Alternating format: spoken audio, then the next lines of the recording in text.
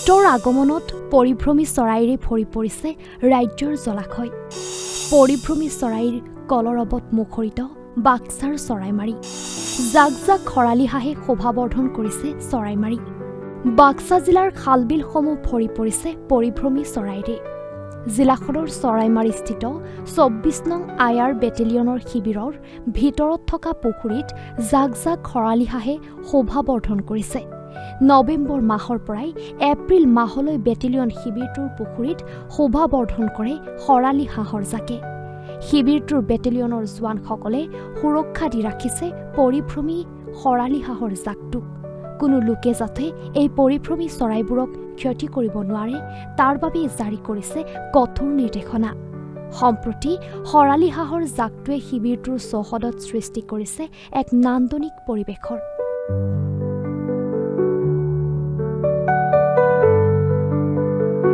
এইখিনি আচলতে পৰিভ্ৰমীও নহয়, পৰিভ্ৰমী মানে আধা পৰিভ্ৰমী, কিন্তু এইখিনি লেচাৰ হুইচলিং ডাক হয়।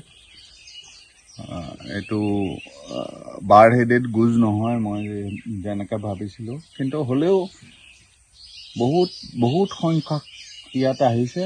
আৰু আমাৰ ইয়াত যিখিনি আমাৰ বেটেলিয়নৰ গোটেই মানুহখিনিয়ে তাহাঁতক মৰমত ৰাখিছে। মই বহুত সময়ত নাথাকোঁ, তথাপিতো তেওঁলোকে কোনো এটা তাহাঁতক ডিষ্টাৰ্ব নকৰাকৈ আমাৰ ৱাটাৰ বডি এটা আছিলে, তো তাতে তাহাঁতি আশ্ৰয় লৈছে। সিহঁতি একচুৱেলি লেচাৰ হুইচলিং ডাকটো খৰালি হাঁহ আমাৰ অৰিজিনেল, যিটো দেওহাঁহ নহয়। এইটো সিহঁতি নক্টাৰ্নেল হয়, তো ৰাতি সিহঁতি গুচি যায় ক'ৰবাত ফিডিং কৰে আৰু দিনটো আমাৰ ইয়াতে থাকে। একধৰণৰ এটা পৰিৱেশ গঢ়ি তুলিছে। আপোনালোকে আহি সেইদিনাখন দেখিলে আমাৰ 4 ডিচেম্বৰত।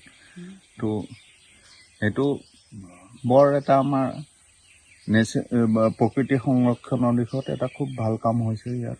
যিহেতু ৰাইজে মৰা নাই মানে কি, আমাৰ কোনো বেটেলিয়নৰ ল'ৰা বা কোনো কৰ্মচাৰীয়ে তাহাঁতক ডিষ্টাৰ্ব নকৰে। সিহঁতি সেইকাৰণে ৰাতিপুৱাৰ পৰা গধূলিলৈকে ইয়াত থাকে।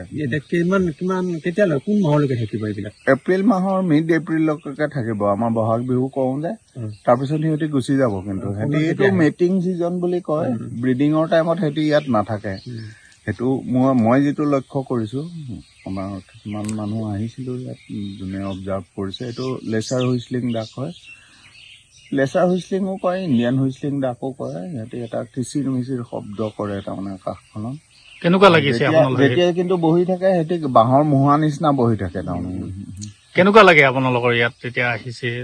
নাই, আমাৰ চৰাইমাৰীততো চৰাইখিনি বহুতো আছে। আমাৰ এই অসম গৌৰৱ ৰুস্তম বসুমতাৰী আহিছিলে, গোটেইখিনি অবজাৰ্ভ কৰিছেও ইয়াত। কাৰণ ভূঞাপাৰা ৰেঞ্জটো বাৰ্ড অবজাৰ্ভেশ্যনৰ কাৰণে ইয়াত চব মানুহ আহেও।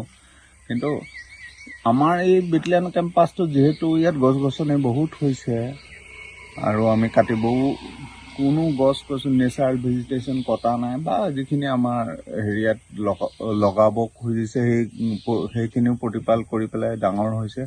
তো বাৰ্ডছৰ এটা এবাণ্ডেঞ্চ নিচিনা হৈছে ইয়াত। এবাণ্ডেঞ্চ এই খৰালি হাঁহৰ বাহিৰে আৰু ইয়াত আপোনালোকে এটা কথাও চিন্তা কৰিব যে এইটো চৰাইমাৰী নামটোৰ কিবা এটা ঐতিহ্য আছে তাৰমানে, যিটো কয় যে ইয়াত ইমান চৰাই মই ক'তো দেখা নাই। তাৰমানে মইতো আপাৰ আছামৰ মানুহ বা গোলাঘাট ডিষ্ট্ৰিক্টৰ মানুহ, নামবৰ কাজিৰঙাৰ লগত হেৰি থকা মানুহ, কিন্তু ইমান এবাণ্ডেঞ্চ মই ক'তো দেখা নাই। ইমান চৰাই থকা জেগা মই দেখা নাই তাৰমানে। এপ্ৰিলত যায় আৰু কেতিয়া আকৌ মিড ছেপ্টেম্বৰত আহি যায় এই খৰালি হাঁহটো। কিন্তু ইয়াত আমাৰ হেৰি থাকে যে ৱাটাৰ ক্ৰ' থাকে, বগলী থাকে, আৰু বাকী কিংফিচাৰ সেইখিনি ৱাটাৰ্ছ বুলি যিখিনি কয়, ৰুস্তমে মোক যিমানটো কৈছিলে, তাৰমানে ৱাটাৰ্ছ চব আছে ছাৰ। কিন্তু ইয়াত হেৰিখিনি চব বাকী খৰালি হাঁহটো মাইগ্ৰেটৰী হয়। নাই, এইটো ম্যানমাৰ, চাইনা, এইটো হেৰিয়াত থাকে, সিহঁতৰ মেইন ৰেচিডেণ্টেৰী এৰিয়া। কিন্তু এইটো যিটো বাৰ্ড হেডেড গুজ বা তেনেকুৱাও ইমান হেৰিও নহয়, এক্সিটৰী নহয়। কিন্তু সিহঁতি ইন নাম্বাৰ্ছ ইয়াত নাথাকে। ছামাৰ ছিজনটো ইয়াত নাথাকে, উইণ্টাৰত আহে।